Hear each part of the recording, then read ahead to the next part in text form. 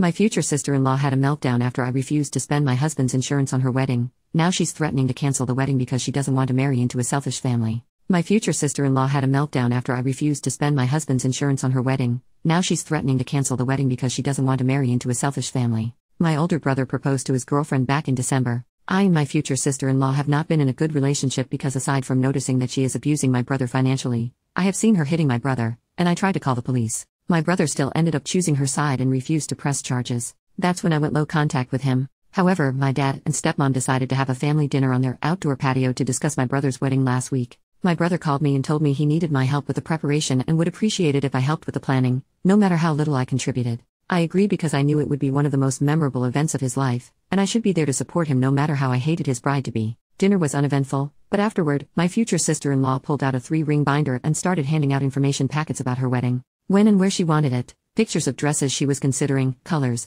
ideas for catering, pictures of cakes, everything a well-prepared bride could come up with.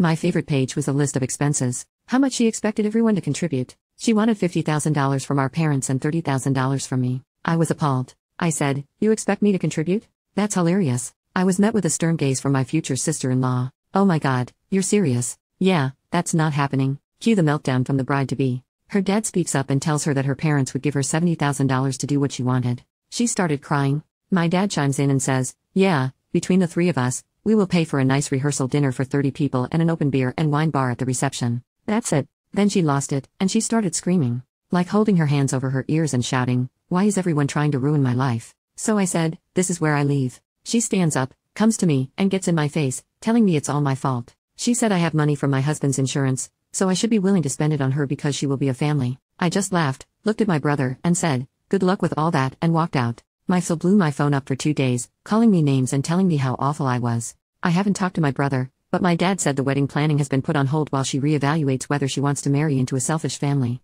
My stepmom told me the day after that she and my dad had seen SIL act like a brat a few times toward my brother, but never anything like that night at dinner. My dad told my brother what happened was ridiculous, and he and she owed me major apologies. He also let my brother know that he now has apprehensions about my brother getting married to her, and he wanted my brother to think about what he wanted, that if he decided to marry her anyway, he wouldn't know how much of our family would attend. My brother and I met for lunch at my dad's house today. When I walked in, he tried to hug me, but I wasn't having it. He did apologize. Sincerely, I believe. He told me that he knew about all the wedding stuff she had prepared but not the expense sheet, and that he had told her weeks ago what his parents were willing to pay for and that she could not ask me for money. He knew that she didn't listen to him, and he was pissed but didn't want to cause a scene in front of everyone. He went on to say that when they left, he blew up on her, and she told him she couldn't believe he was okay with his family being so selfish. It escalated with her packing a bag and going to a hotel because her parents said she couldn't go to their house. I asked him where they stood now, and he just shrugged. I wondered if he still wanted to marry her, but I said I didn't care before he answered. It was his life, he could do what he wanted, but I would not, and if he did marry her, our relationship would change forever.